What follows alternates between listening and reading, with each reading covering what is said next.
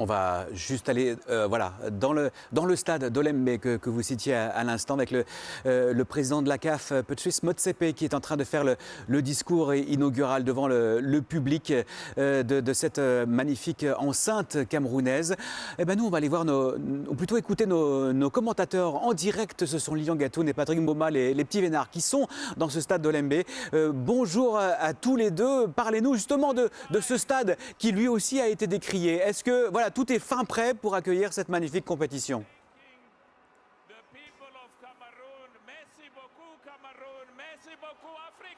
Alors on va retrouver tout dans un instant Lilian et Patrick. On a entendu Patrice Motsepe en attendant. Merci au Cameroun bien sûr pour accueillir cette compétition. Je parlais donc de ce stade Olembe. Vous l'avez visité Philippe à plusieurs reprises. Ouais. C'est vraiment l'une des fiertés du continent désormais? Oui, mais au même titre que Japoma à Douala, qui est un remarquable stade également. C'est vrai qu'Olembe est un petit peu plus grand et un petit peu plus spectaculaire peut-être. Mais en tout cas, oui, par rapport au stade du continent, on peut citer bien sûr Soccer City. En Afrique du Sud? Oui, en Afrique du Sud, puisqu'ils ont fait la Coupe du Monde en 2010. Donc forcément, l'Afrique du Sud est très avancée sur le plan des stades. Le Cap également. Après, oui, les stades du nord de l'Afrique, mais il y a peu de stades. Hein, un peu vieux, les stades du nord. Qui ont tous vieilli, que ce soit celui du Caire, que ce soit celui du Maroc, et qui a vieilli également et beaucoup, Mohamed V. Bon, oui, effectivement, c'est dans les stades les plus avancés de tout le continent, très clairement dans les 5 stades les plus avancés du continent. On peut voir les images d'ailleurs en direct de ce qui se passe actuellement à Olembe, à Yaoundé au Cameroun. Toujours le discours inaugural de Patrice Motsepe avec Gianni Infantino qui est là avec son masque. Mais c'est bien qu'il soit là, Claude. Il faut aussi rendre hommage à l'Afrique. Avoir un masque et un casque. Bien sûr, est là. Non, à sa place, je mettrais un masque et un casque, lui. Il n'a pas honte d'être là. Alors qu'il y a quelques jours, il a encore tout fait pour que la Coupe d'Afrique n'ait pas lieu au Cameroun. Mais qu'elle n'ait pas lieu en janvier en tout cas. Comment? Qu'elle n'ait pas lieu en janvier. Et peut-être au Cameroun, vous avez raison. Non mais j'ai eu quand même des informations, j'ai parlé avec beaucoup de gens et c'est vrai qu'il a tout fait pour que ça n'ait pas lieu. C'est le scapin du football mondial. C'est le fourbe dans son excellence la plus totale. En tout cas, il est là avec son masque, sans casque. Et nos commentateurs sont là, eux aussi, Lilian Gatoun et Patrick Mboma. Ravis de vous retrouver. Bonjour à vous. Eux, ils ont des casques. Ils ont le casque, je l'espère en tout cas, le casque audio. Bonjour à vous, messieurs. Parlez-nous donc de cette enceinte magnifique. Est-ce que tout est prêt pour accueillir cette formidable compétition? Eh bien oui, écoutez, ça démarre sous des bons auspices. C'est vrai que quand on arrive aux abords de ce stade d'Olembe, il trône majestueux, effectivement, à la sortie de Yaoundé. C'est un magnifique stade. Alors Philippe le disait, bien sûr, il y a quelques finitions intérieures, quelques fils électriques encore qui pendouillent à droite à gauche. Mais vraiment, au niveau du sportif, l'enceinte est absolument majestueuse. On a vu des cordons et un cortège bigarré de gens qui venaient aux abords de ce stade pour le remplir très tôt, 5 heures avant le coup d'envoi de la rencontre. Ça promet une très très belle fête, Patrick. Oui, bien entendu, et ça a été dit tout à l'heure par Cédric Santé, pour les Africains, venir très tôt au stade, ce n'est pas quelque chose de très compliqué, malgré la chaleur. Il fait chaud ici à Yaoundé, on est autour des frais. Il y a eu l'accueil du président de la République, là le président de la CAF, Patrice Motsepe, et c'est surtout qu'il y a une animation autour du stade. C'est vert, rouge, jaune, alors ça tombe bien parce que les Bocanés sont en rouge et vert avec une étoile jaune. Ce sont de très belles couleurs à voir, une très belle ambiance et on a juste hâte que tout ça commence parce que on l'a beaucoup dit, ça sera certainement l'une des plus belles cannes de l'histoire. Je le dis avec un soupçon de chauvinisme. C'est très rare chez vous ce petit soupçon de chauvinisme. Merci beaucoup Patrick. On vous retrouve dans un instant bien sûr dès qu'on sera à même de pouvoir commenter cette cérémonie d'ouverture qui devrait débuter dans quelques instants. Cédric, on a parlé des enceintes, il faut aussi parler des pelouses et Dieu sait si on a été rassuré par ce qu'on a pu voir lors du CHAN. On pourra jouer au foot, on a l'impression, sur ces pelouses-là. C'est vrai qu'on est souvent sceptique sur cette qualité, c'est quand même un des facteurs les plus importants du football. Parce qu'on avait été déçus par exemple au Gabon. Oui, effectivement, et moi les nombreuses les CAN et les éliminatoires que j'ai pu jouer, je peux vous dire que j'aurais adoré jouer sur les pelouses qu'on trouve en Afrique de nos jours. Parce que si on veut évidemment rattraper le football mondial, si on veut montrer que le football africain progresse, ça passe, oui, par les stades. Par un respect des clubs et de la FIFA pour le football africain, mais ça passe aussi par des pelouses où les joueurs peuvent s'exprimer. Donc comme l'a dit Lilian, je pense que tous les feux sont ouverts pour que ce soit une des plus belles CAN de l'histoire, pour faire plaisir à Patrick également. On aura l'occasion d'y revenir effectivement. Le couple présidentiel en direct sur l'antenne de Canal+ Sport, qui a pu avoir d'ailleurs l'influence du président Biya sur le fait que cette CAN se tienne bien en temps et en heure au Cameroun, contrairement à ce que souhaitait le président de la FIFA. C'est lui qui a insisté, qui a dit que c'était non négociable. Et Chantal Biya, qui est à côté de lui, a joué un rôle aussi très très important. Mais on sait que le président, depuis le début, a dit que cette Coupe d'Afrique aurait lieu au Cameroun. Il y tenait, il a mis tous les moyens qu'il fallait. C'est un vrai amoureux du sport depuis toujours. C'est un remarquable golfeur. C'est vraiment quelqu'un qui aime bien le monde du sport et il doit être très très fier aujourd'hui. Il vient donc de donner le coup d'envoi de cette cérémonie d'ouverture, me semble-t-il, le président Biya qui vient de se rasseoir. Ladies and gentlemen, we shall now witness the cultural parade. Excellences, mesdames et messieurs, vous êtes maintenant invités à bien vouloir vivre la parade culturelle. La parade culturelle, est-ce la cérémonie d'ouverture qui débute Lilian Gatoun, Patrick Mboma? Eh bien oui, vous voyez sur cette pelouse rentrer effectivement quelques-uns des 400 danseurs qui vont venir pour effectivement animer ce show. Un show qui mettra à l'honneur évidemment surtout le Cameroun et on va espérer évidemment que ce soit encore une fois un grand et beau spectacle, une très très belle fête. En tout cas, c'est ce qui nous est promis avec 400 danseurs et des jeunes de Yaoundé qui vont venir animer avec cette cérémonie qui sera en plusieurs parties sur la découverte notamment du Cameroun, des quatre coins évidemment du pays, avec les ethnies et les cultures différentes qui forment la pluralité de ce magnifique pays. Et voilà, c'est ce qu'on va essayer évidemment de retranscrire dans cette cérémonie. Oui, c'est souvent ça. Le Cameroun, ses dirigeants, c'est à peu près 270 dialectes.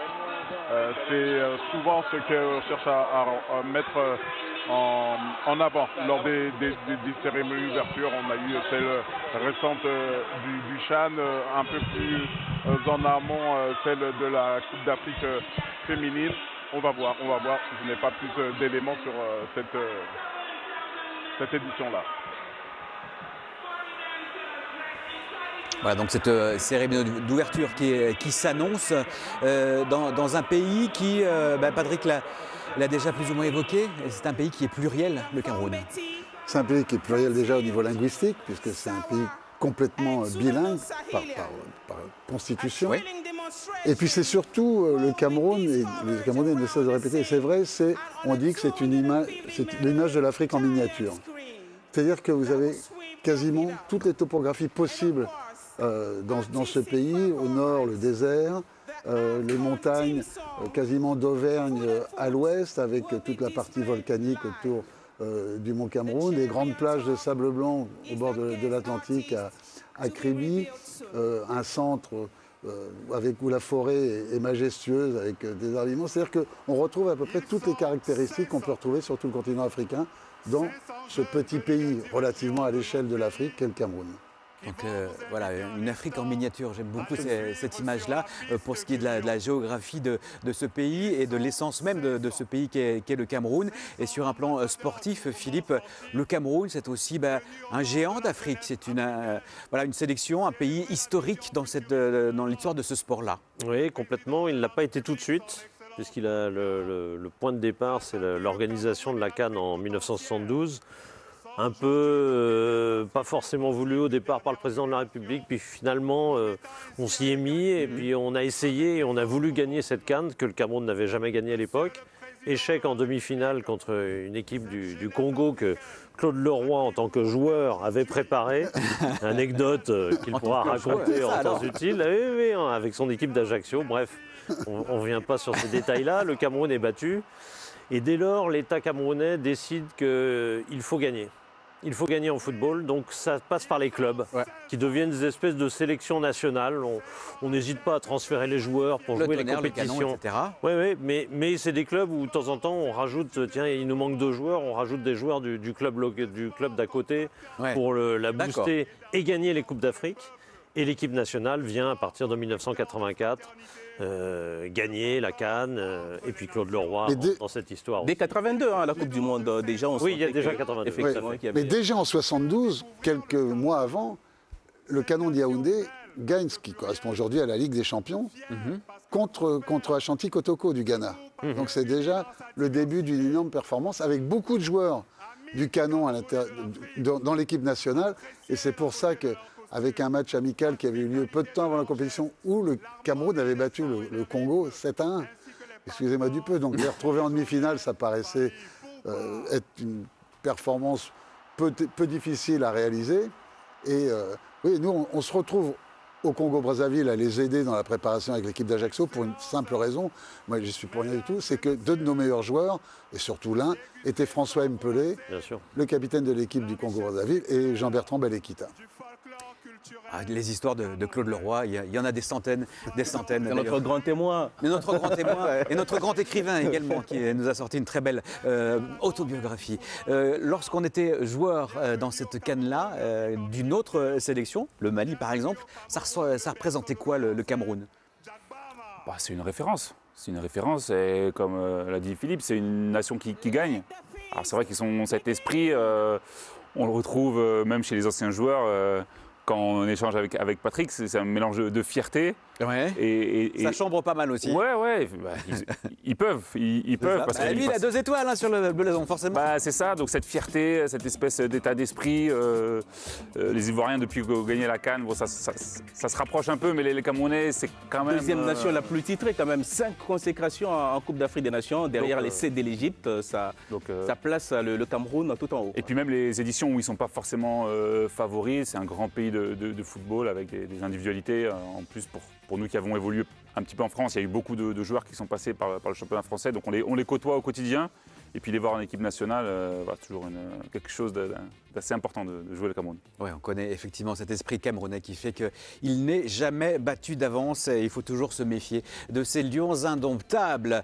Cette fois-ci, on s'approche de cette fameuse cérémonie d'ouverture. Lilian Gatoun, Patrick Mboma, un petit clip de présentation et je crois que ce sera à vous pour nous commenter ce festival multicolore dans le stade d'Olembe.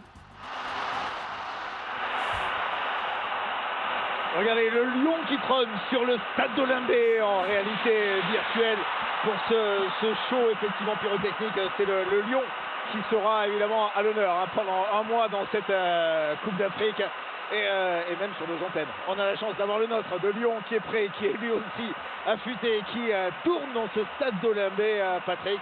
On avait hâte, on a cru que ce moment, on l'a espéré et n'arriverait jamais. Nous y voilà, c'est la cérémonie d'ouverture. On est parti pour un mois. C'est la 33e Coupe d'Afrique des Nations. Oui, Lilian, il fallait être très positif. C'est vrai que depuis septembre 2014, on a octroyé au Cameroun cette Coupe d'Afrique. Elle n'a pas eu lieu en 2019. Et puis il y a eu des atermoiements, des difficultés qui ont laissé craindre le pire pour cette édition en 2021. Nous sommes en janvier 2022 et nous y sommes. Enfin, plus de rumeurs, plus de bruit, plus de menaces. La cérémonie d'ouverture débute et cette Coupe d'Afrique des Nations qui va durer presque un mois est alléchante. On est en Afrique au Cameroun. Regardez comment le lion majestueux. Voilà comment le lion majestueux tourne effectivement autour de ce trophée. C'est un petit peu une image, une métaphore, une allégorie pour nous expliquer qu'il y a beaucoup d'enjeux et qu'évidemment vos compatriotes et camarades camerounais comptent bien évidemment lorgner sur ce trophée à la fin. Ça serait pas mal de se dire que le trophée est là et il faut le garder. Maintenant, il est vrai que ça fait quand même pas mal d'éditions que le pays organisateur ne gagne pas. Voyons ce que le Cameroun va produire, mais il a un adversaire très intéressant à suivre dans ce groupe, le Burkina. Ce sont certainement les 2 meilleures équipes de ce groupe. On rappelle pour l'histoire que lors de la dernière organisation, il y a 50 ans, en 1972, le Cameroun n'avait pas gagné sa CAN. Avait été battu en demi-finale. Donc voilà, ils espèrent cette fois évidemment que la fête soit belle jusqu'au dernier jour et jusqu'à ce soir du 6 février. Alors que vous voyez sur la pelouse, évidemment, autour du trophée, tournent les couleurs traditionnelles bien sûr de l'Afrique.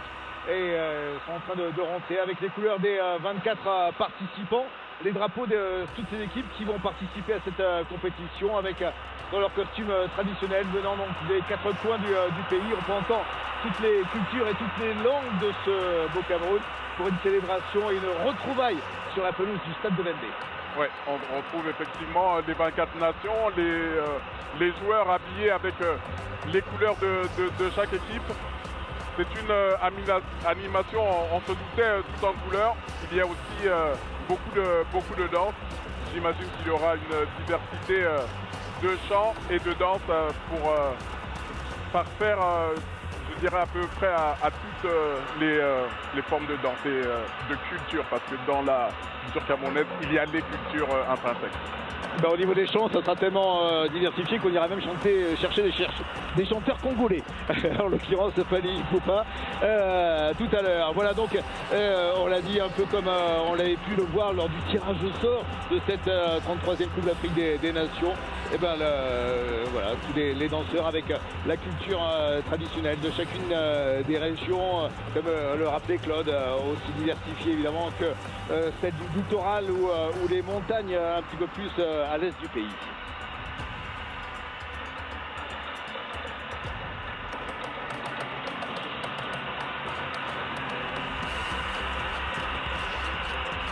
Vous l'avez vu, hein, le tout sous le regard de ce lion majestueux qui est allé se coucher derrière les buts du stade d'Olembe et qui jette voilà, un petit coup d'œil effectivement à cette magnifique cérémonie. Alors c'est vrai qu'il y a eu du temps pour la préparer, mais dans cette période ô combien compliquée, voilà, c'est évidemment un bonheur que de pouvoir célébrer ça et de pouvoir enfin voir des chants, des danses sur une pelouse de football. Oui, et puis là, on parle bien entendu, parce qu'on est en pleine cérémonie, mais il y a aussi des couleurs que l'on retrouve dans les travées, Lilian, avec une chose plus importante, lorsqu'il y a des matchs du Cameroun, ça reste quand même l'essence du football. C'est bien d'avoir des joueurs sur le terrain, ça c'est essentiel, hein, il faut les avoir en commençant par là, mais quand les tribunes sont pleines, ça ne sera pas plein à craquer malheureusement, mais quand les tribunes sont pleines, c'est une ambiance, c'est tout un plaisir. On l'a dit, hein, une jauge à 80%, mais toutes les places ont trouvé preneur dans ce stade d'Olembe. Vous parliez de ces couleurs. Oui, bien sûr que partout on voit du rouge, du jaune, du vert dans les travées. Si vous regardez bien sur un plan large, si vous voyez deux petits points blancs, ce sont nos chemises avec Patrick. Voilà. Donc on doit être là. En tout cas, cette cérémonie se poursuit. Tout le monde évidemment est ravi de participer à cette fête. Que va faire notre lion majestueux? Eh bien, il va attendre. Il va attendre que les danseurs, on l'a dit, c'est 400 jeunes danseurs venus de troupes de Yaoundé s'éloignent un petit peu du trophée, puisqu'on va faire rentrer les drapeaux, les couleurs traditionnelles des 24 participants avec quelques absents notables. On pense notamment à la RDC de notre camarade Charles Mbouya qui ne sera pas de cette fête. Oui, c'est dur d'avoir des nations absentes parce que bon, à 16, il y avait, je dirais, un peu plus de logique à ce qu'on ait certaines souffrances. À 24, c'est quoi? On est sur 54, ça fait quand même peu de chances de ne pas avoir les gros. Et parmi les gros, effectivement, la RDC manque à l'appel. C'était un défi aussi pour le Cameroun qui avait postulé à l'époque pour une CAN à 16 de devoir répondre avec les exigences nouvelles de la CAF et notamment une CAN à 24. Mais on peut considérer que le défi a été relevé. Avec deux nouveaux venus dans cette Coupe d'Afrique des Nations, la Gambie et les Comores. Ils étaient trois en 2019 en Égypte à fêter et à célébrer donc leur première Coupe d'Afrique des Nations. Cette fois, on l'a dit, deux invités surprises, deux petites surprises avec les Sélacantes des Comores et les Scorpions de la Gambie. on parle toujours de petites équipes, hein, mais lorsqu'on regarde le parcours et de toute façon les équipes se qualifient, on dit toujours il va falloir faire attention. Alors on ne va pas se cacher qu'on voit ces deux nations comme favorites hein, pour cette compétition. Mais il y en a trois qui peuvent éventuellement passer dans certains groupes, donc il va falloir se battre jusqu'au troisième match. Vous savez, Lilian, souvent, quand il n'y a que deux équipes qui passent, le troisième match peut être totalement biaisé. Ça ne sera aucunement le cas avec cette configuration à 24. C'est l'un des avantages à en tirer. Les couleurs, les drapeaux des 24 participants. Un seul au final pourra s'approcher, soulever ce trophée le 6 février prochain. D'ici là, ça promet évidemment une magnifique fête et des rencontres épiques sur les pelouses. On l'espère. Mola, la mascotte, qui, ça ne vous surprendra pas, est un lion indomptable sur cette pelouse, sera là également pour animer.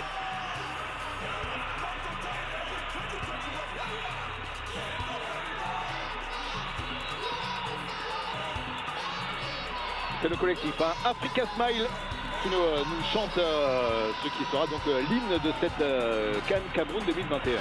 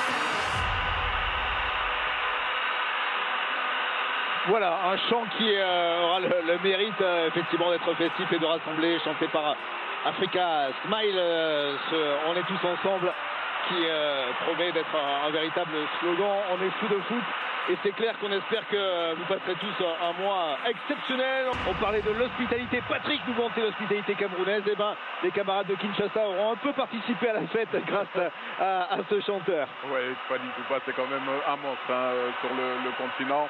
Du côté de la RDC, on a connu un Kofi Olomide. Aujourd'hui, nous avons un Fali Poupa qui, partout où il passe sur le continent, fait des émules.